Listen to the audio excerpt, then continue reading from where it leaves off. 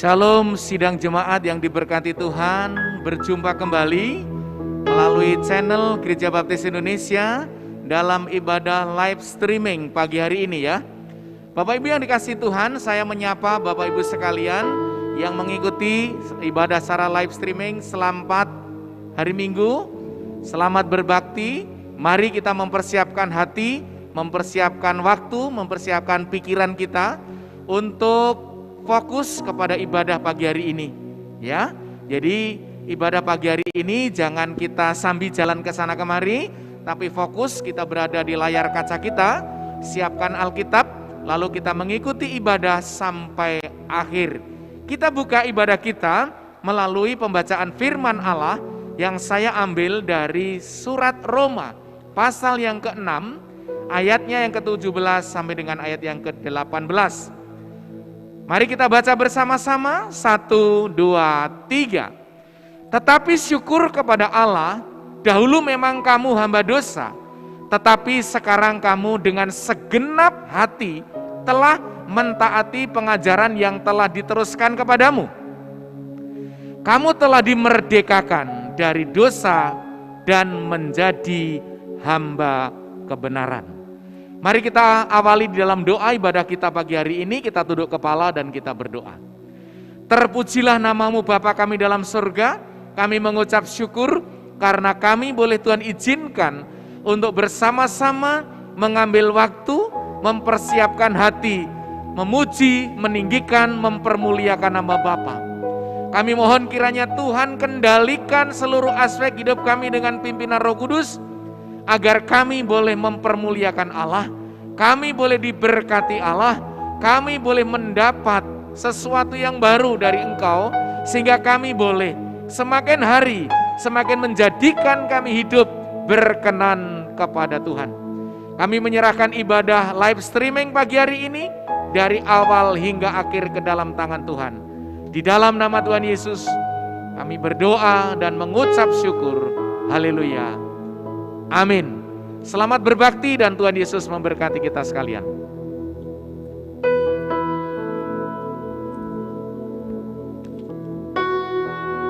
Shalom, selamat pagi Bapak Ibu Saudara yang kasih Tuhan, baik yang ada di gereja maupun ada yang di rumah. Apakah Bapak Ibu sudah siap untuk ibadah pada saat pagi hari ini? Baik, kalau yang sudah siap silakan lambaikan tangannya. Silakan lambaikan tangannya. Puji Tuhan, puji Tuhan. Bapak Ibu Saudara kasihan Tuhan, pada pagi hari ini kita bersama-sama menyiapkan hati dan pikiran kita. Di tengah-tengah masa pandemi yang luar biasa ini, kita tetap berharap kepada Tuhan.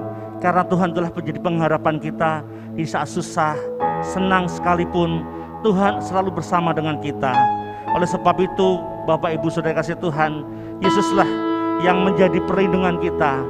Layaklah Dia dipuji, layak Dia untuk memberikan penghormatan. Mari kita memuji Tuhan, menyembah kepada Dia yang kudus, menyembah kepada Allah yang benar-benar memberkati kita pada pagi hari ini. Kita naikkan pujian, Tuhan pengharapanku. Dengan sepenuh hati kami mengundang Bapak Ibu Saudara untuk menaikkan pujian ini dengan sungguh-sungguh dari hati saudara.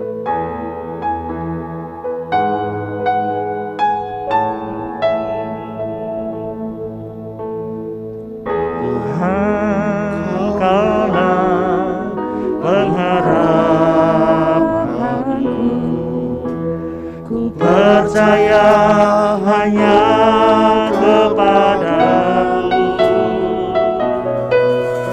Yesus kaulah perlindunganku, Engkau yang selalu ku puji. Katakan sekali lagi, Tuhan kaulah pengharapanku. Tuhan kaulah pengharapanku, ku percaya hanya kepadamu. Yesus kaulah perlindunganku, Engkau yang selalu ku puji.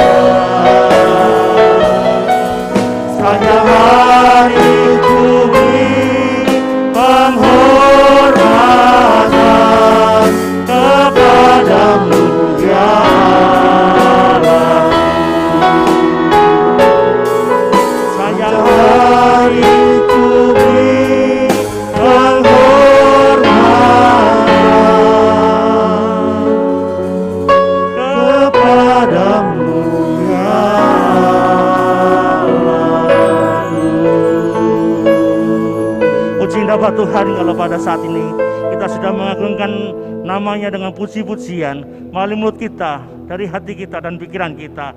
Bapak Ibu Saudara kasih Tuhan, marilah kita menyiapkan hati kita untuk mendengar firman Tuhan, karena Tuhanlah yang membuka pintu. Segala sesuatu yang dari mustahil bagi Tuhan, Tuhan sendirilah yang menjadi pembuka pintu dari kehidupan kita. Sebab itu kami mengundang saudara-saudara yang ada di rumah untuk berdiri, untuk bersama-sama menaikkan pujian ini sambil kita menyiapkan hati untuk ditaburi kebenaran firman Tuhan yang kita dengar pada saat ini.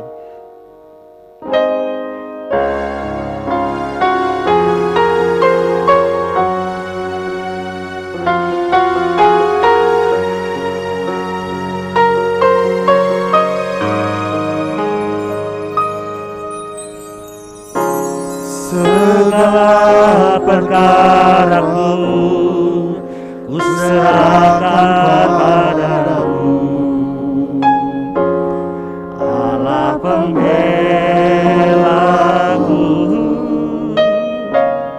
Segala kuatiku ku taruh di kakimu, Allah pemeliharaku. Bila Kau yang membuka pintu, tak ada satupun dapat menutupnya. Bila Kau yang membuka, aku tiada yang dapat meredahkan. Mari kita naikkan pujian ini dengan sungguh-sungguh. Kita katakan,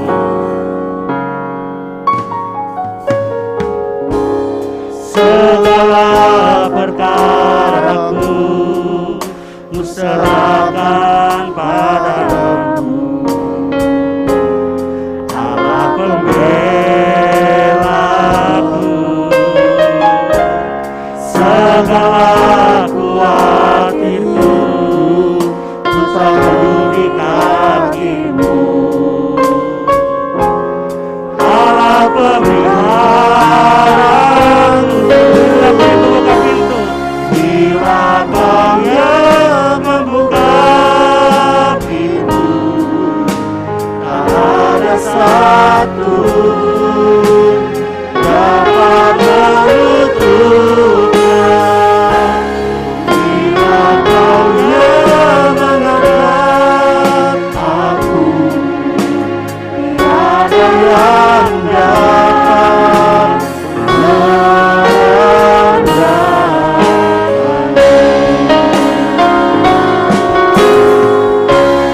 Bila Kau yang membuka pintu, tak ada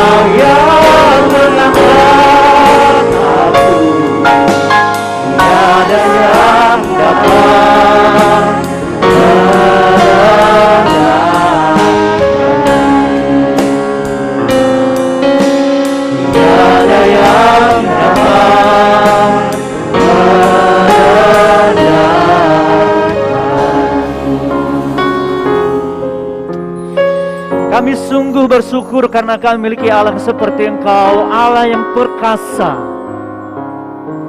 Oh, jika Engkau membuka pintu bagi kami, tidak ada satupun yang dapat menutupnya.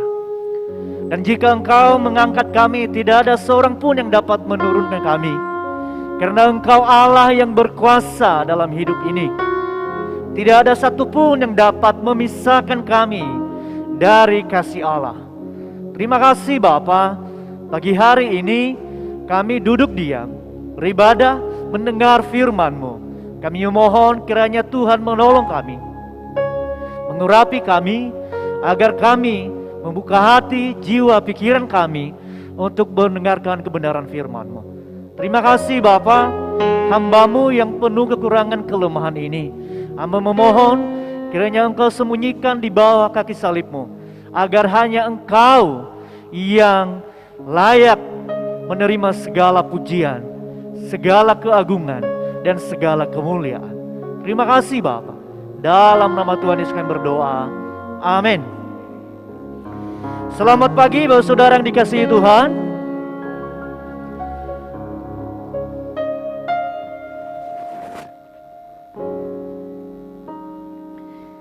Mari kita akan membuka Alkitab kita dari 1 Korintus pasal yang ke-10 ayatnya yang ke-23. 1 Korintus pasal yang ke-10 ayatnya yang ke-23.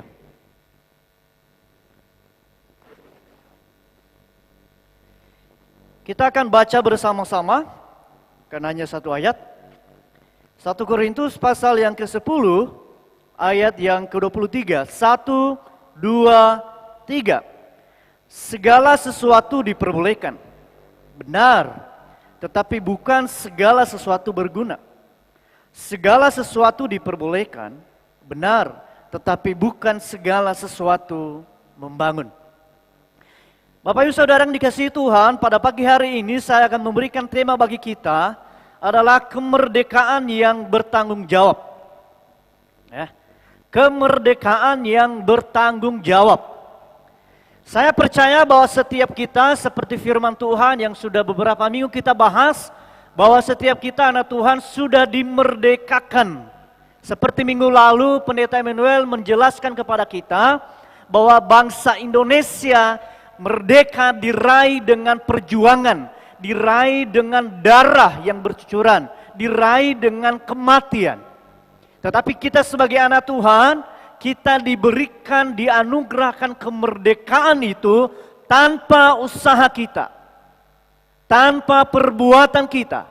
Tetapi ada satu pribadi yang telah melakukannya di atas kayu salib, yaitu Tuhan Yesus. Sehingga setiap orang percaya kepadanya tidak binasa, melainkan beroleh hidup yang kekal. Itu adalah kemerdekaan. Dibebaskan dari kutuk dosa, dibebaskan dari hukuman kekekalan, dibawa kepada hidup yang kekal. Nah, bagaimana kita saudara menggunakan kemerdekaan kita itu dengan benar dan bertanggung jawab? Ya. Karena hari ini kita berbicara kemerdekaan yang bertanggung jawab. Kalau segala sesuatu diperbolehkan, artinya bebas. Ya. Kita melakukan segala sesuatu.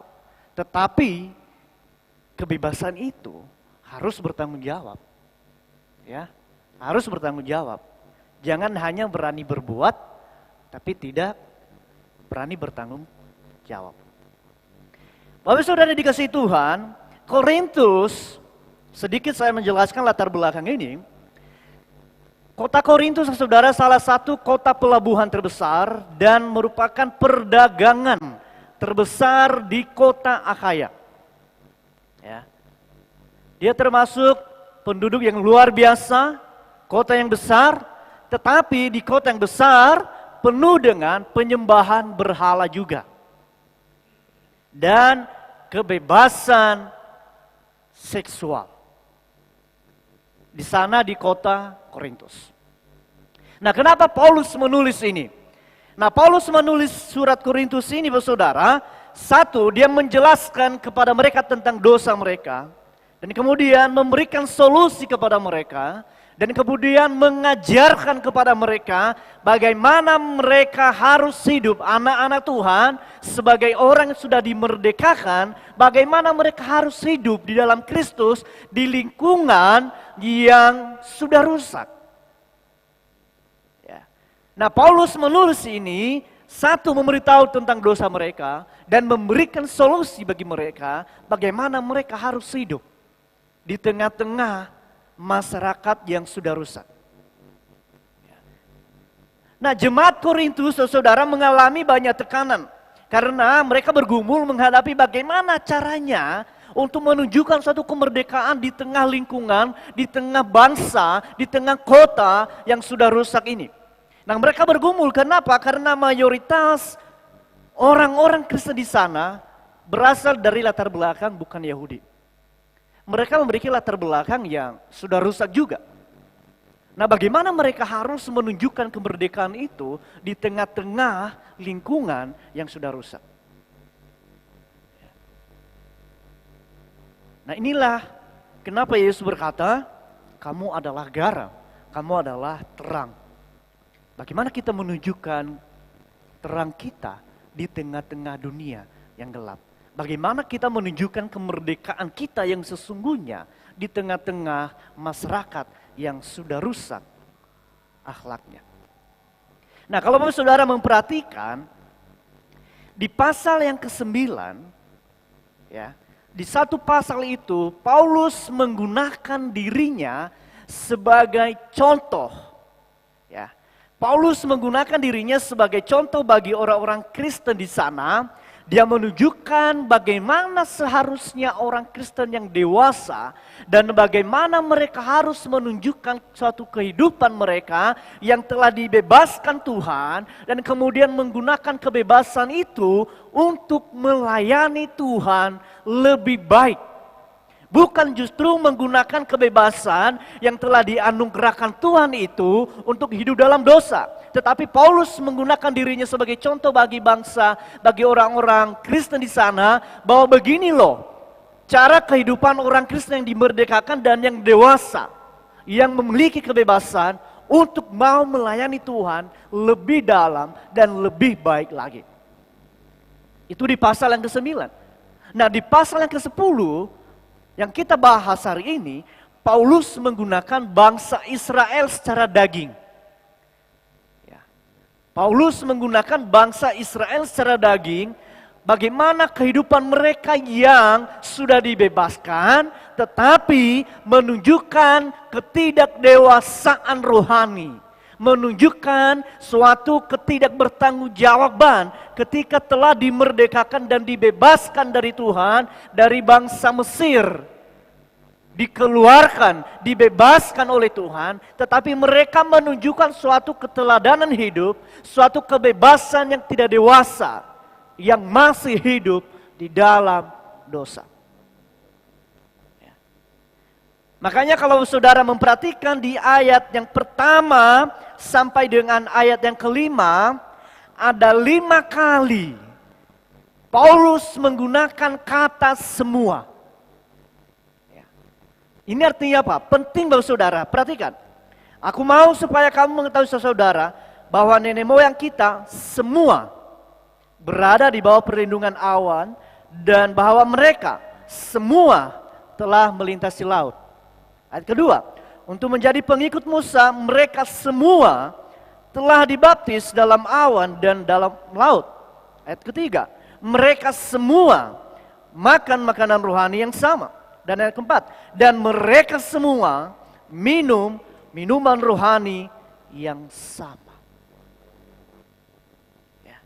Bahwa orang-orang Israel secara daging tidak ada satu pribadi pun yang tidak menikmati kebebasan yang diberikan Tuhan.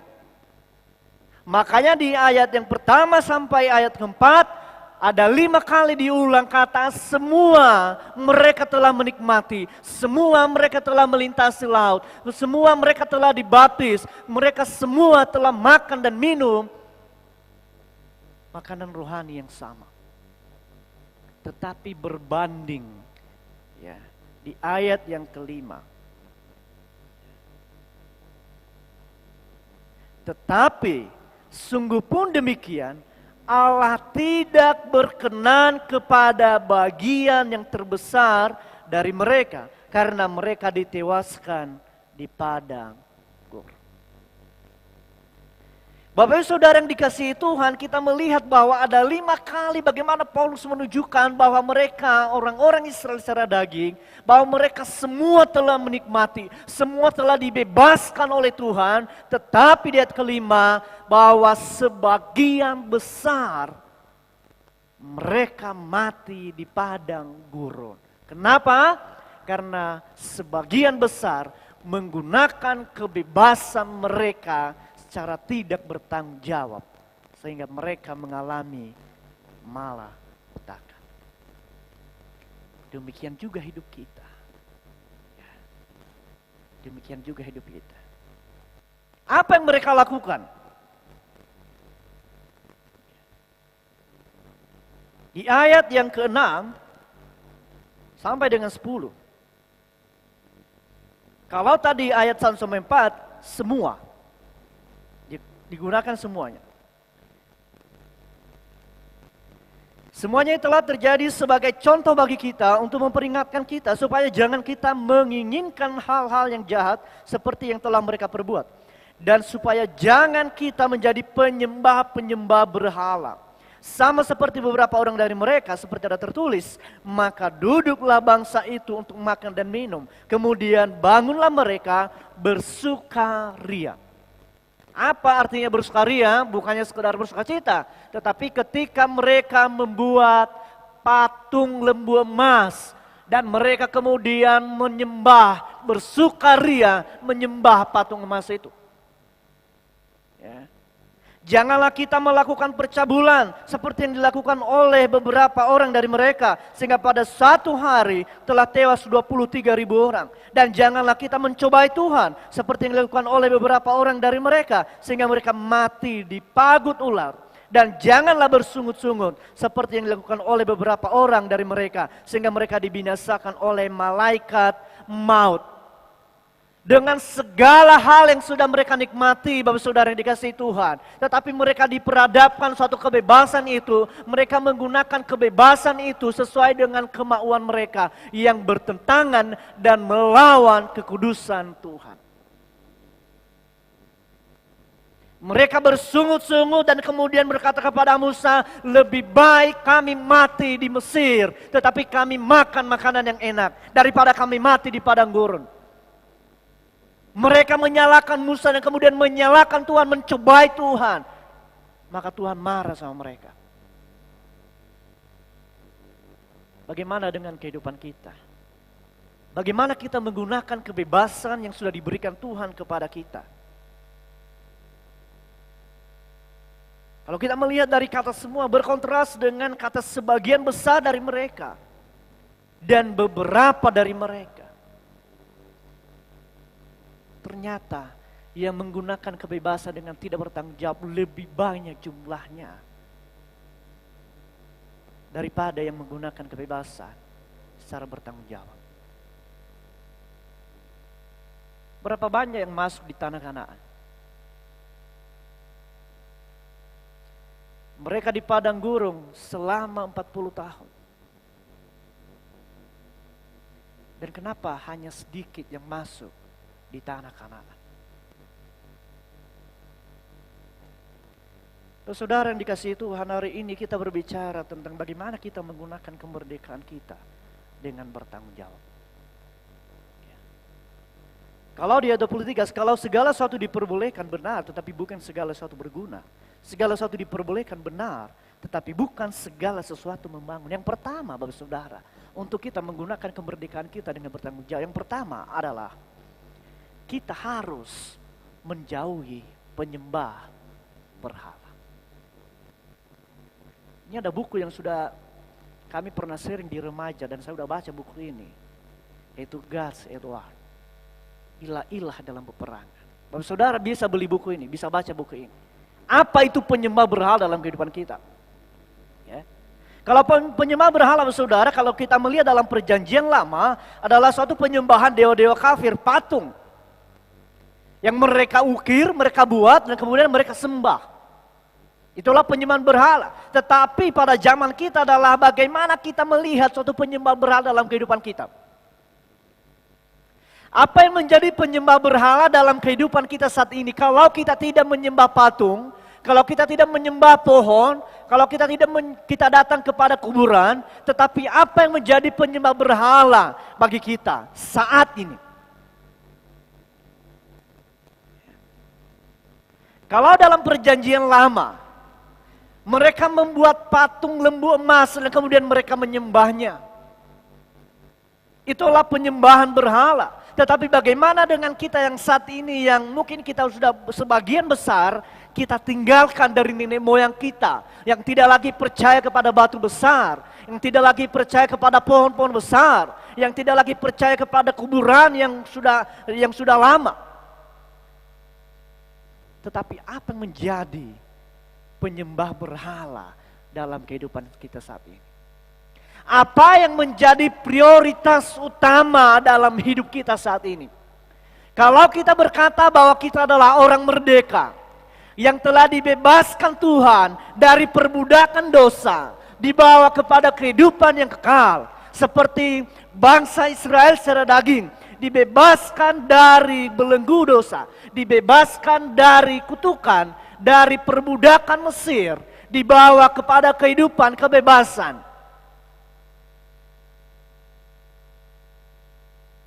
Tetapi apa yang menjadi prioritas utama kita saat ini?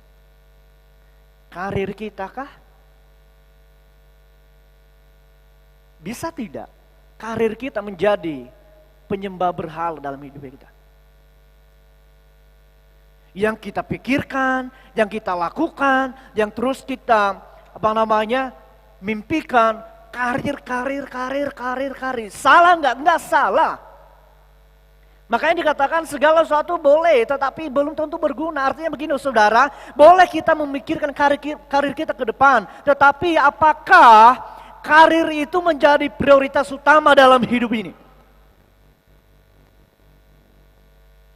Jangan sampai kita lupa bahwa karir yang kita miliki adalah pemberian daripada Dia. Tetapi saat ini setelah kita menikmatinya, dan kemudian kita melupakan Sang Pemberi, dan kemudian kita fokus apa yang diberi, sehingga itu menjadi prioritas utama kita, dan itu yang terus kita pikirkan setiap malam, itu yang terus kita lakukan setiap hari, sampai kita begadang, sampai kita tidak bisa tidur karena kita memikirkan terus.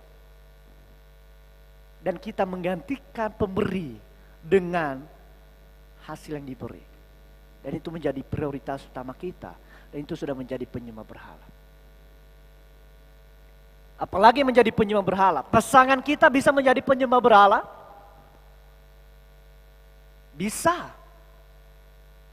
Kita menghabiskan banyak waktu. Tiap hari teleponan, chat terus. Setiap malam teleponan terus, kalau yang masih pacaran. Kalau yang sudah berkeluarga. Kalau tidak bisa ketemu, kalau tidak ketemu satu hari, kayak rasanya bagaimana? Dalam pikiran kita, itu terus bisa menjadi penyembah berhala. Itulah sebabnya, setelah Paulus menjelaskan semuanya itu, di ayat 14 dikatakan, karena itu, dengan tegas Paulus menjelaskan, bahwa setelah di ayat yang pertama sampai pasal 4, bahwa semua mereka telah dibebaskan. Dan kemudian ayat 7 sampai 10, bahwa juga mereka melakukan kejahatan. Di ayat 14, karena itu, saudara-saudaraku yang dikasihi, jauhilah penyembahan berhala.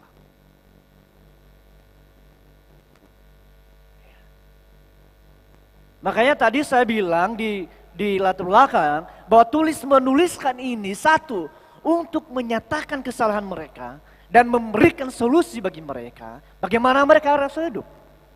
Makanya Paulus berkata, karena itu saudara, jauhilah penyembah berhala, karena ini yang menjadi alasan bagi bangsa Israel. Bahwa setelah Tuhan memberikan kebebasan mereka, tetapi mereka menggunakan kebebasan itu untuk menyembah berhala. Mereka menggunakan kebebasan itu untuk melakukan yang mereka inginkan. Menggunakan kebebasan itu untuk melakukan apa yang mereka mau, yang bertentangan dengan kehendak Tuhan.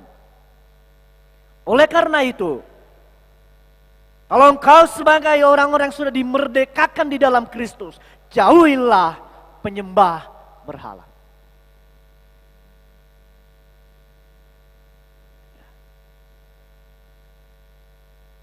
Handphone kita bisa nggak menjadi penyembah berhala bagi kita? Bisa.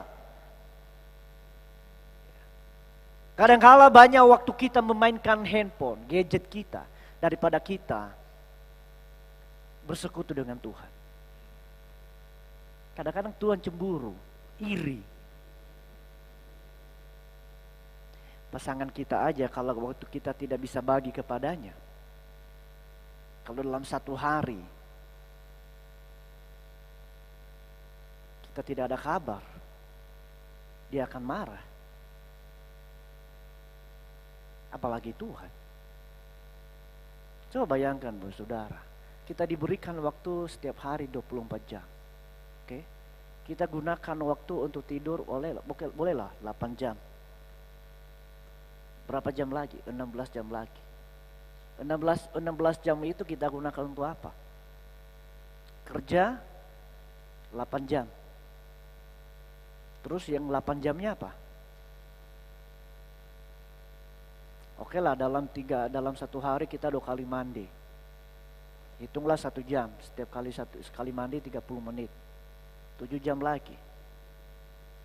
Taruhlah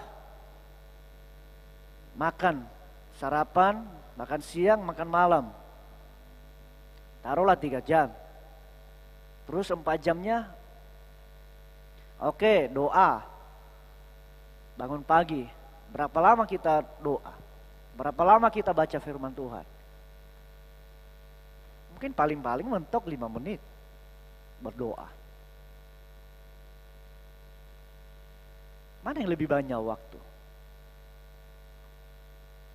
Ya. Kemarin kami sharing dengan Pendeta Emmanuel, orang Samaria, Pak Pendeta. Mereka menggunakan, kalau bukan di hari Sabat, mereka menggunakan waktu mereka minimal 2 jam.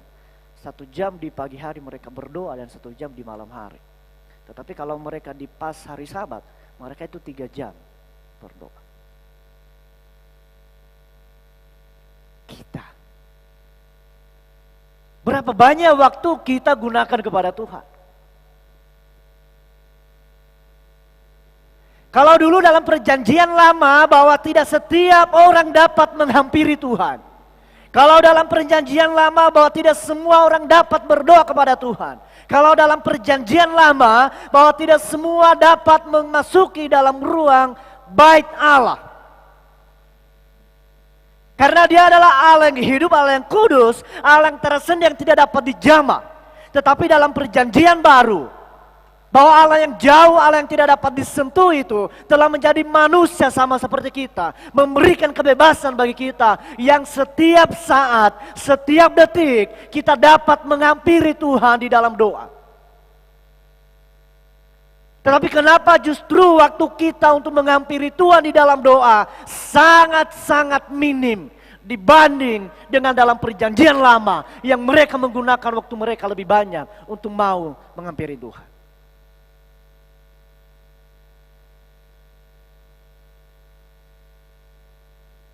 Allah yang hidup, Allah yang kudus telah memberikan kebebasan bagi kita saudara. Bahwa tidak lagi dibatasi oleh ruang, tidak dibatasi oleh waktu untuk bertemu dengan Tuhan. Tetapi setiap saat diberikan kebebasan oleh Tuhan untuk bertemu dengan Tuhan.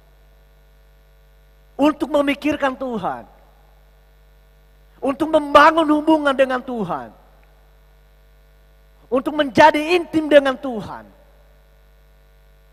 Tetapi malah justru kita menggunakan kebebasan kita untuk memuaskan keinginan kita yang merupakan penyembah berhala.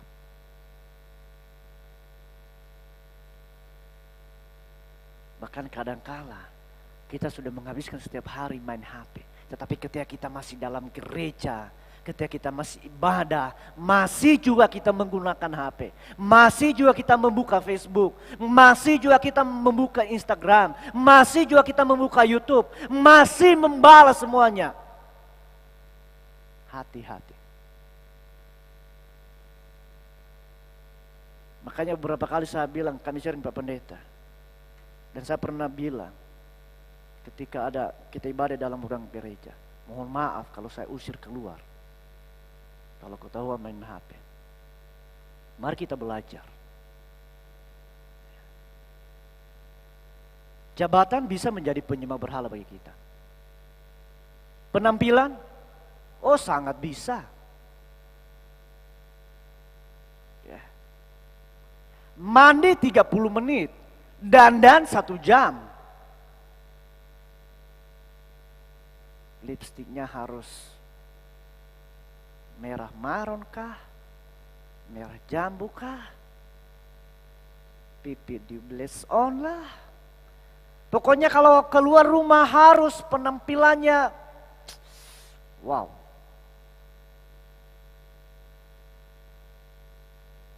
Ya. Pakai parfum 1 kilo belum sampai, wangi parfum udah sampai. Bisa menjadi penyembah berhala. Banyak kita menghabiskan waktu, menghabiskan banyak materi, menghabiskan banyak tenaga untuk tampilan kita. Yang hanya 1, 2, 3 jam. Habis itu bersihkan lagi.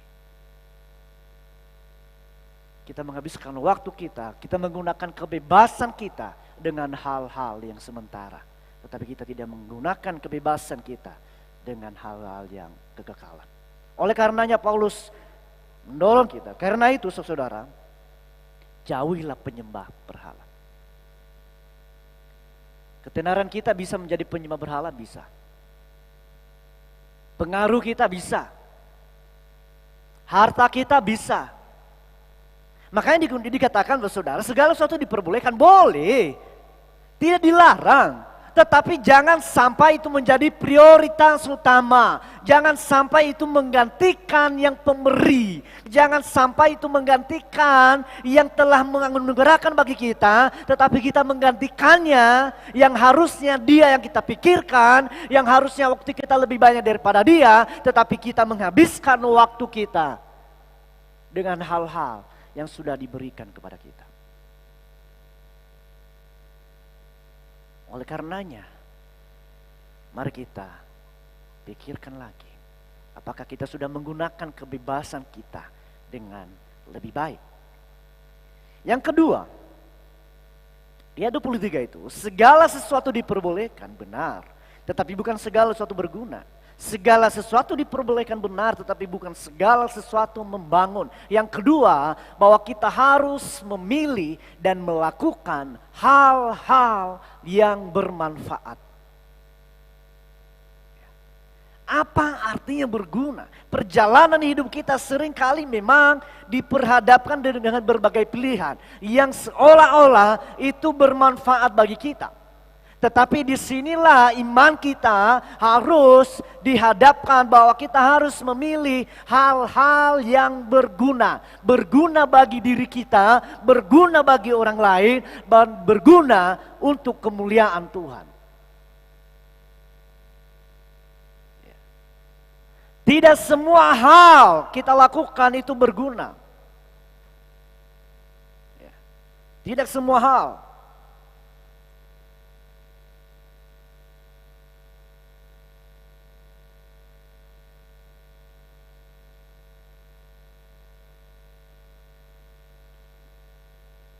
Makanya di ayat yang 10 tadi, dan janganlah bersungut-sungut seperti yang dilakukan oleh beberapa orang dari mereka, sehingga mereka dibinasakan oleh malaikat maut. Bahwa ketika menghadapi persoalan, ketika menghadapi pergumulan hidup, kita boleh memikirkannya, tetapi alangkah lebih baiknya kalau kita menghadapi segala sesuatunya, kita hadapi dengan sukacita. Kita hadapi dengan ucapan syukur. Kita hadapi dengan pengharapan. Karena kita tahu bahwa Allah telah membebaskan kita Bukan justru apa? Bersungut-sungut.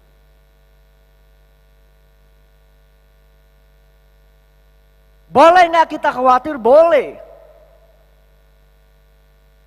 Tetapi jangan sampai berlebihan karena itu tidak berguna.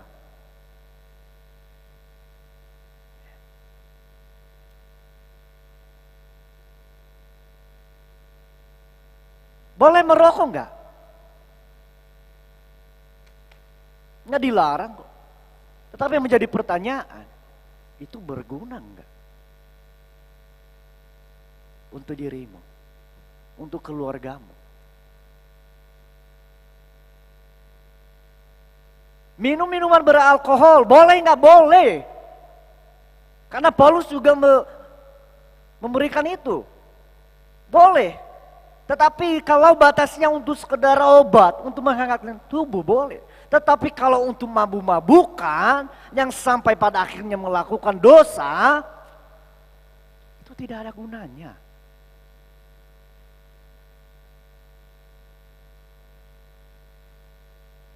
Kita diberikan kebebasan oleh Tuhan bahwa segala sesuatu boleh.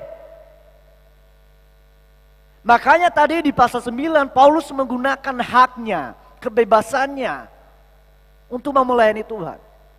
Tidak ada paksaan bagi kita untuk melayani Tuhan. Tetapi jauh lebih baik kalau kita melayani Tuhan daripada kita tidak melayani Tuhan. Aku lebih baik melayani daripada dilayani. Salah satu dosen kami dulu dia berkata begini, kamu mau melayani atau dilayani? Kamu mau nyanyi apa mau dinyanyi? Kamu mau berdoa sendiri atau mau didoakan? Kami tanya kenapa, Pak? Ya kalau kamu nggak mau nyanyi, ya ada orang mau nyanyi nanti kamu.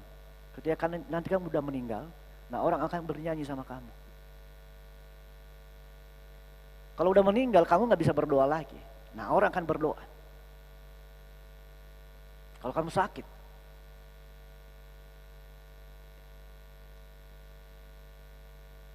Nah, harusnya kita bersyukur, saudara. Kenapa? Karena di perjanjian lama tidak semua orang dapat melayani Tuhan. Nah, sekarang kita diberikan kebebasan untuk melayani Tuhan.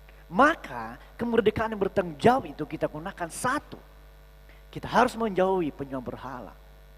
Kedua, bahwa kita harus memilih dan melakukan hal-hal yang bermanfaat. Tidak segala sesuatunya kita lakukan, tetapi ini bermanfaat, ini berguna nggak untuk kehidupanku? Itu berguna nggak untuk imanku? Ini membangun tidak?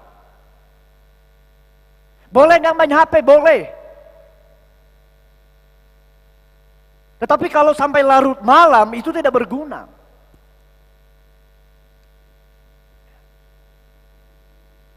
Boleh, silakan main HP, silakan main games. Tetapi itu berguna enggak? Kalau hanya sekedar menyalurkan hobi, silakan. Atur waktu. Setelah itu, alihkan. Apa yang membangun? Baca firman Tuhan. Itu jauh lebih membangun. Diberikan kebebasan bagi kita. Artinya apa? Kamu boleh melakukan itu, tetapi pilih dan lakukan hal-hal yang berguna dan bermanfaat.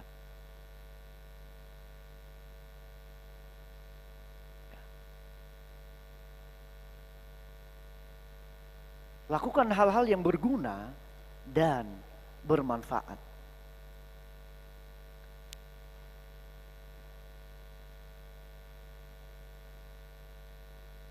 Menjadi orang yang mementingkan diri sendiri. Apakah itu berguna atau bermanfaat? Membangun tidak?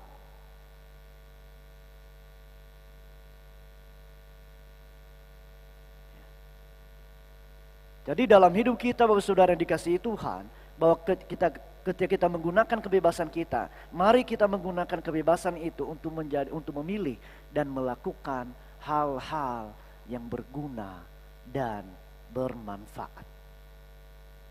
Berguna bagi diri kita, berguna bagi orang lain. Membangun iman orang lain, membangun iman kita sendiri. Ya. Jangan terlena. menolong orang lain, memberikan pertumbuhan.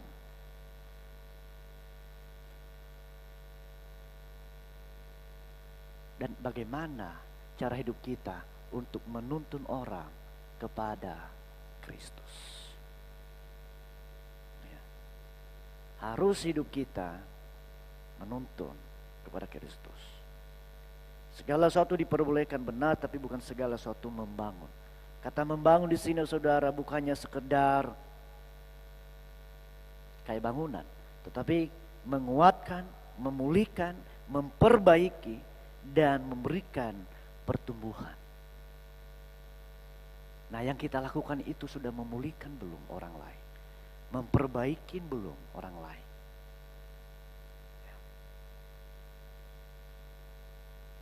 Dulu di sekolah minggu dewasa kami pernah sharing begini. Orang yang sudah cerai, kemudian dia mau menikah lagi. Oke? Boleh tidak gereja memberkati orang itu? Saya bilang enggak. Kemudian ada satu yang bertanya begini, lah gereja kan hadir untuk menolong, bukan untuk menjauhi. Gereja hadir untuk menolong orang itu supaya dia tidak jatuh dalam dosa. Maka kita menolong dia, memberkati dia. Saya bilang begini, kata menolong, bahwa gereja menolong dia, itu harus diartikan seperti apa? Menolong dia bukan berarti kita kompromi dengan apa yang dia lakukan. Tetapi menolong dia bahwa menunjukkan bahwa dia salah yang dilakukan. Kedua, bahwa kita dengan firman Tuhan kita harus menuntun dia dan memperbaiki apa yang sudah diperbuat. Karena Alkitab berkata bahwa segala sesuatu yang dihilangkan Allah memang bermanfaat untuk apa? Untuk mengajar, untuk mendidik, untuk memperbaiki kesalahan, dan untuk menuntun orang itu kepada kebenaran. Itu artinya membangun bahwa bagaimana kita menolong orang lain di dalam hal ketika mereka berdosa. Bahwa jangan sampai kita menggunakan kata menolong itu dengan kompromi dan kita kemudian kita iakan apa yang mereka perbuat. Mereka tidak senang dengan kita, nggak masalah, tetapi kita harus menunjukkan bahwa apa yang firman Tuhan katakan kepada mereka tentang kehidupan mereka. Menolong artinya apa? Memperbaiki, menyatakan kesalahan dan menuntun kepada kebenaran. Makanya ketika kita waktu itu pendeta Manuel dengan saya waktu ke Nias, ada salah satu jemaat di sana yang meminta diberkati pendeta ya. Saya dengan Pak Pendeta enggak mau. Kenapa? Karena istrinya masih ada, tetapi dia masih poligami. Dan kemudian dia minta, pendeta tolong diberkati. Dan kemudian orang-orang di sana berkata, ini kita kan sebagai manusia kita harus menolong dia daripada dia berbuat dosa. Saya dengan Pak Pendeta enggak bisa. Oh, dia masih ada istri kok, belum cerai kok, dia poligami. Salah. Istrinya masih hidup kok. Nah sekarang dia minta untuk diberkati. Artinya dengan secara tidak langsung kita kompromi dengan apa yang dia lakukan. Akhirnya saya dengan Pak Pendeta menjelaskan firman Tuhan. Ini loh dasarnya. Silakan. Mereka memang tidak senang dengan kami waktu itu. Tapi kami nggak bisa. Nggak bisa diberkati. Tapi kita doakan dia agar berubah. Tapi bukan memberkati dia. Pernikahannya. Menolong orang boleh, tetapi itu membangun enggak, itu menegur enggak, itu memperbaiki enggak.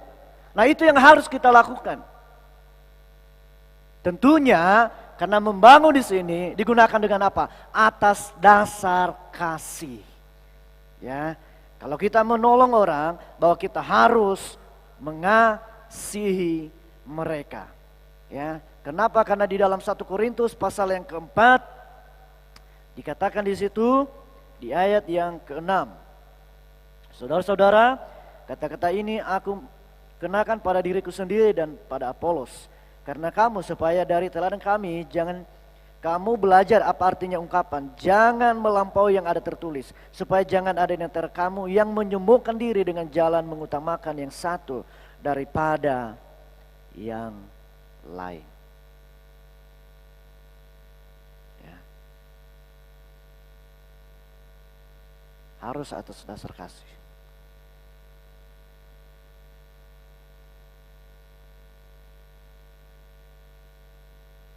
Yang terakhir, saudara, bertindak untuk kemuliaan Tuhan. Di ayat yang ke-31, aku menjawab, jika engkau makan atau jika engkau minum, atau jika engkau melakukan sesuatu yang lain, lakukanlah semuanya itu untuk kemuliaan Allah. Jika engkau makan atau minum atau segala sesuatu yang kamu lakukan, lakukanlah itu semua untuk kemuliaan Allah. Pertanyaannya bagi kita, apakah kebebasan yang kita lakukan itu memuliakan Tuhan atau enggak?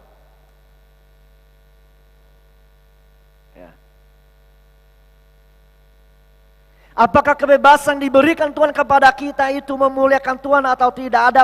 Ada yang bertanya begini, boleh tato enggak pendeta? Kan di dalam Alkitab enggak ada mengenai tato. Kemudian saya tanya, tujuan kamu mentato apa? Untuk nama Tuhan dipermuliakan atau untuk kepentingan dirimu?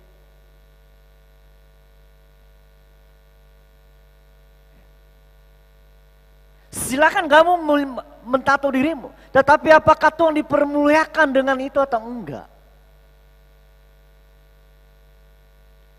Kalau hanya untuk kepentingan diri, buat apa?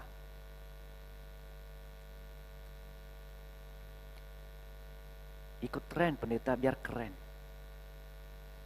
Karena di luar sana udah tren itu mentato di leher.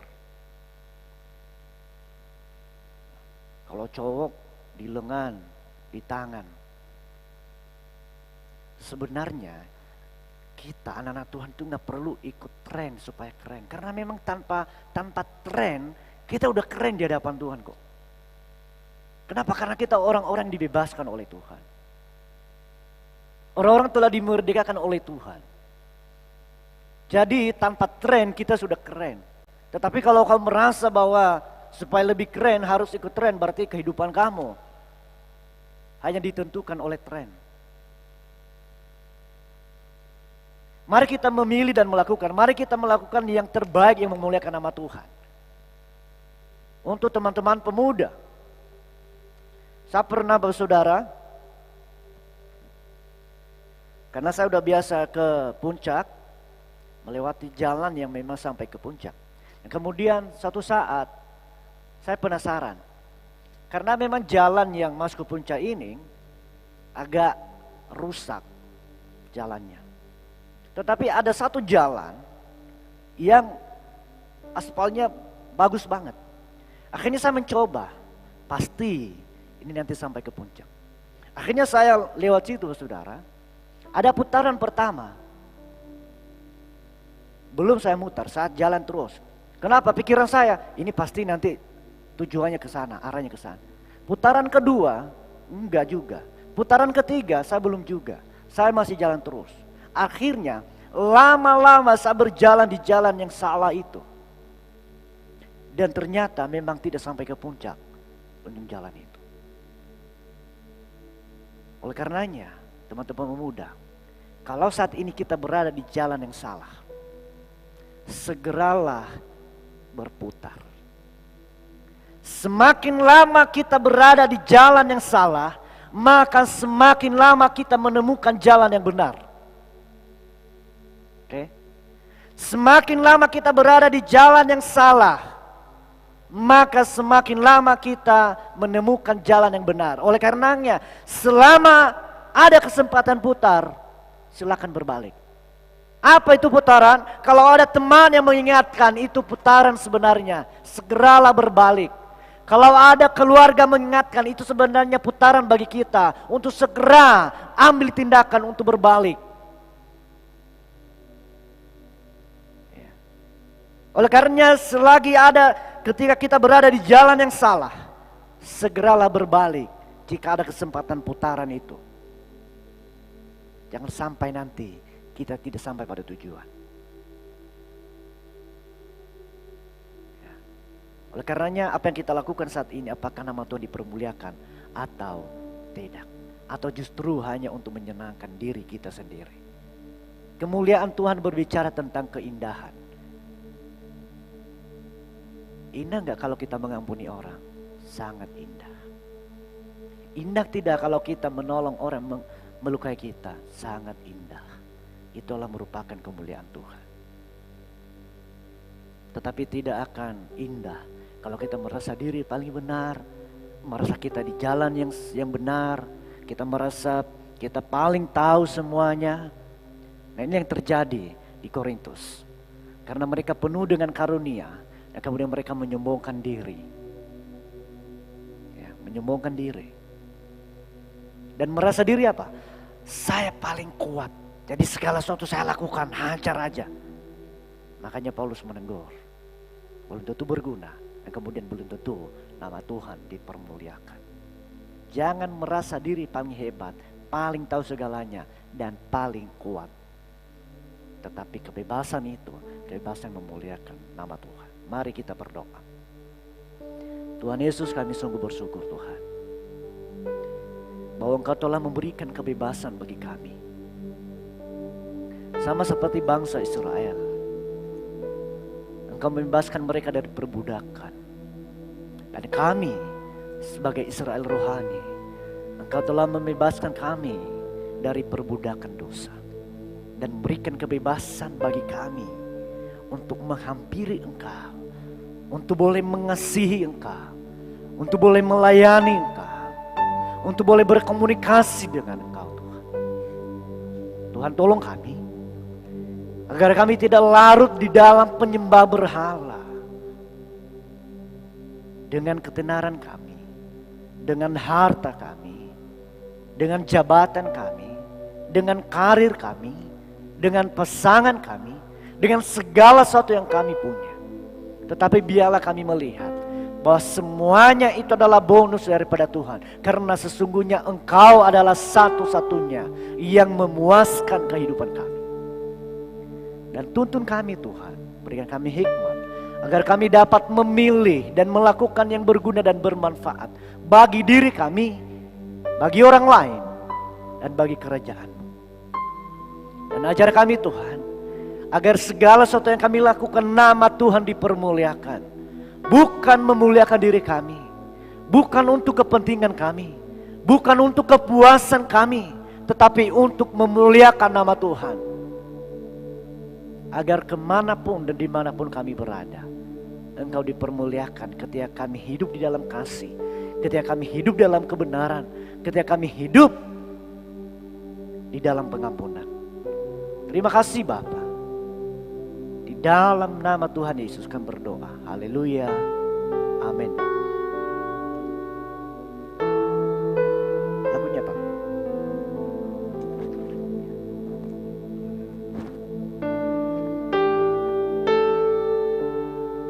Mari kita akan angkat satu pujian. Kemenangan terjadi di sini.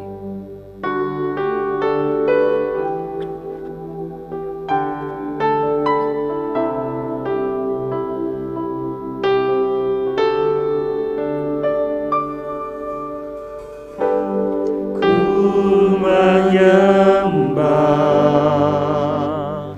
dalam kudus hadirat-Mu,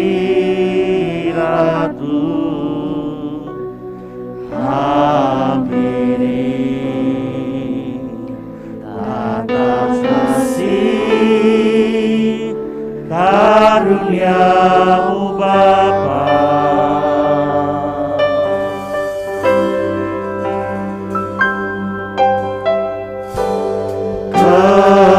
Kekuatanku hanya dalam hadirat-Mu,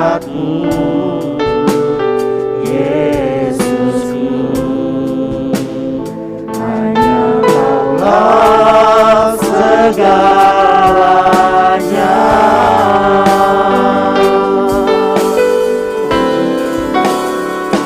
Ku yakin Kau hadir di sini, ku rasakan kuasa yang tak terbatas. Ku yakin Kau nyata di sini, kemenangan terjadi di sini. Ku yakin Kau hadir di sini, ku rasakan kuasa yang tak terbatas. Ku yakin Kau nyata di sini, kemenangan terjadi di sini, kemenangan terjadi di sini.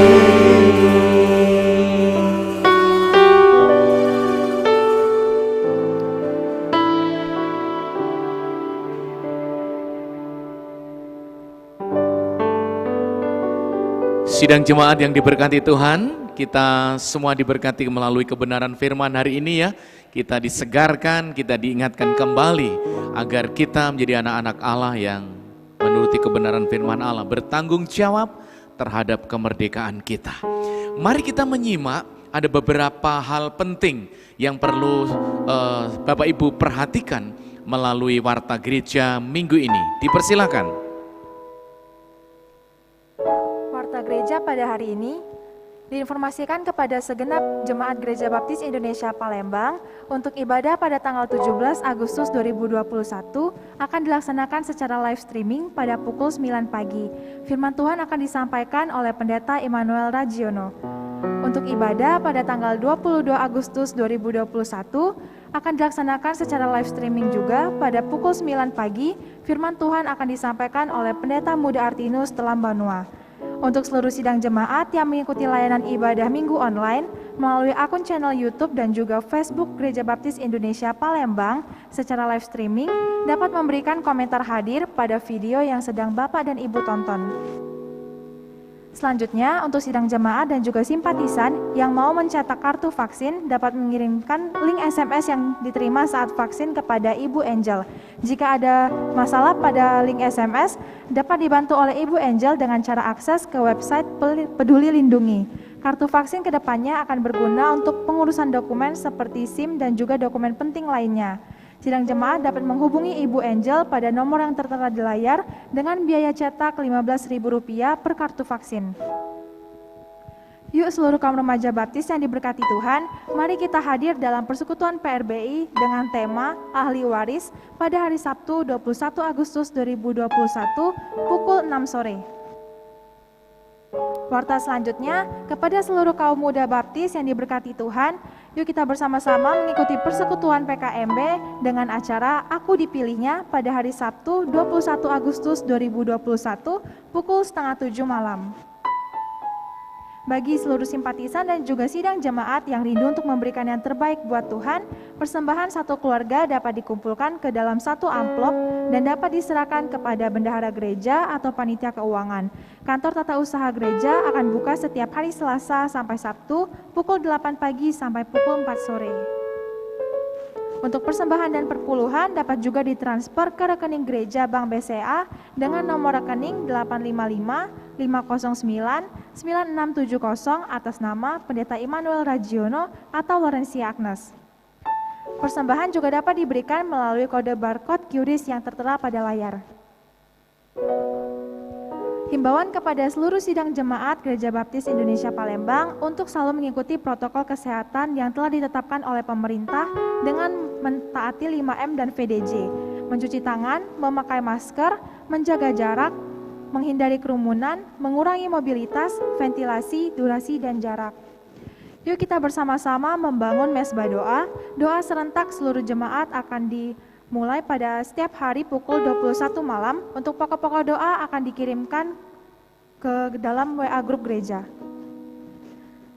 Pendeta Emmanuel dan seluruh sidang Jemaat Gereja Baptis Indonesia Palembang juga mengucapkan selamat kepada anggota gereja yang berulang tahun dalam minggu ini. 15 Agustus, Saudari Hana Silvi Silvestri Sutanto. 17 Agustus, Saudari Maria Karin Feliana. 19 Agustus, Bapak Amos Jemi dan Ibu Ngadikem.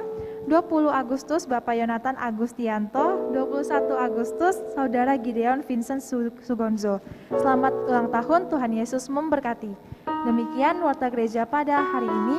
Terima kasih, selamat hari Minggu, Tuhan Yesus memberkati. Bapak Ibu yang diberkati Tuhan, mari kita akhiri ibadah kita secara live streaming pagi hari ini dengan kita berdoa bersama-sama. Saya akan memimpin doa syafaat dan doa berkat pagi ini. Mari kita tunduk kepala.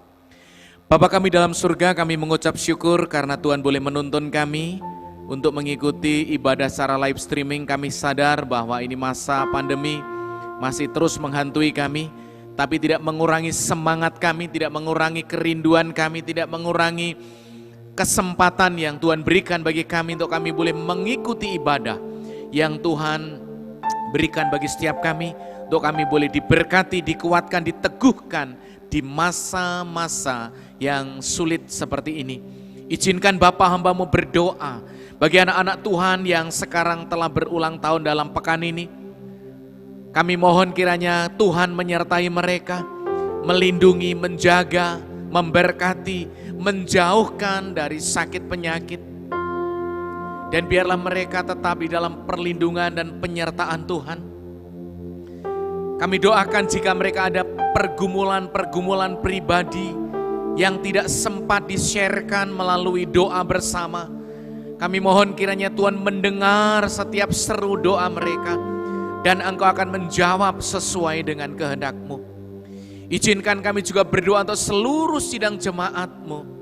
Biarlah Tuhan Engkau terus memproteksi mereka, menjaga, melindungi, dan memberikan kekuatan di saat-saat mereka mengalami pergumulan. Karena kami tahu bahwa apapun permasalahan kami, Yesus Kristus adalah jawaban doa kami, jawaban pergumulan kami, jalan keluar setiap masalah kami. Izinkan kami tetap tabah dan kuat, dan kami diberikan kekuatan oleh karena Roh Kudus.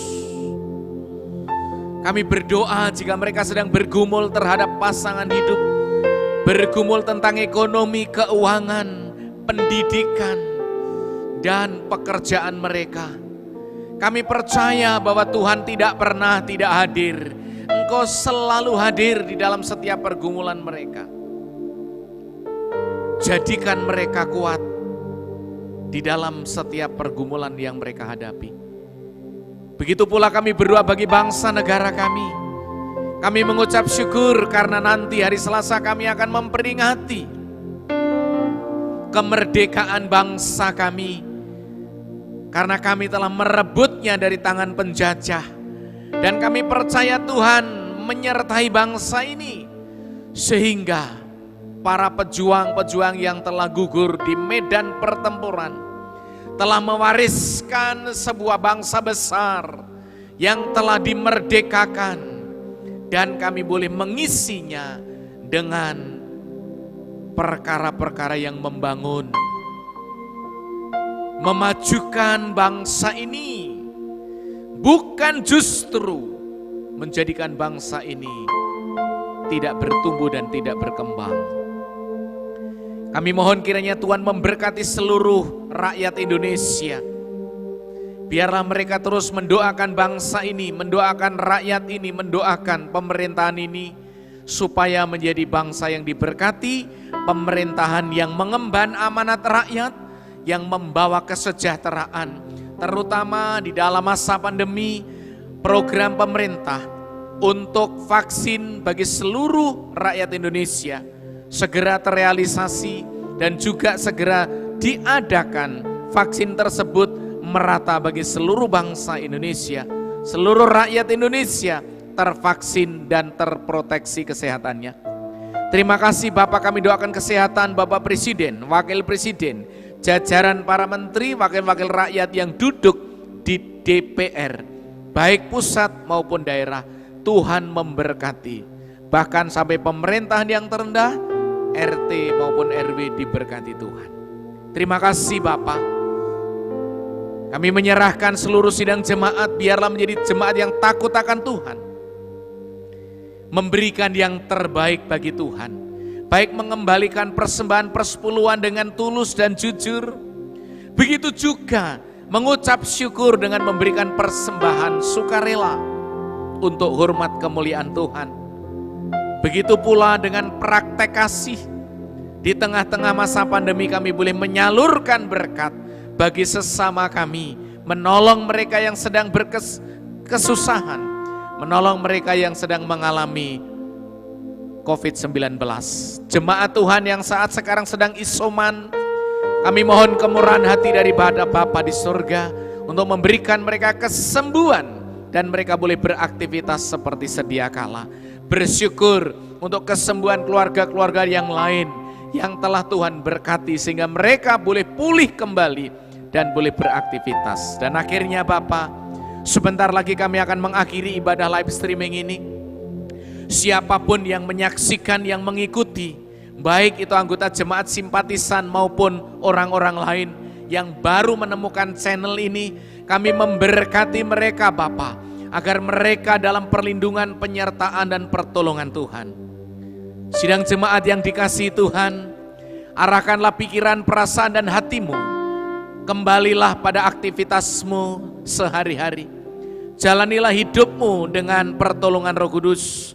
Biarlah berkat anugerah dari Allah Bapa, kasih Kristus, kasih yang kekal, pemeliharaan, penyertaan dan penghiburan Roh Kudus kiranya tinggal di dalam setiap hidup saudara, mulai saat ini sampai selama-lamanya.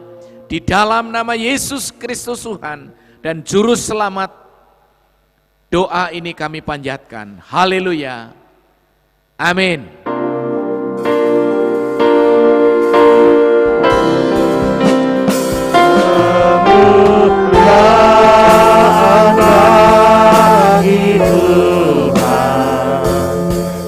Tempat maha tinggi, Allah diagungkan dan dipuji.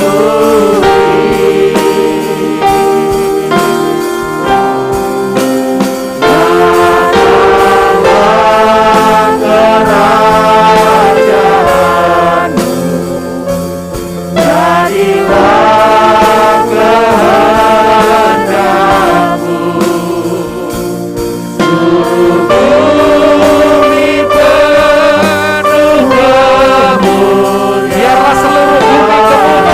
kemuliaan Tuhan.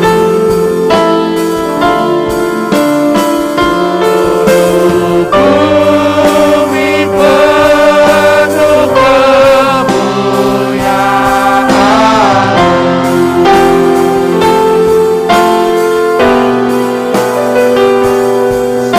Seluruh bumi penuh kemuliaan.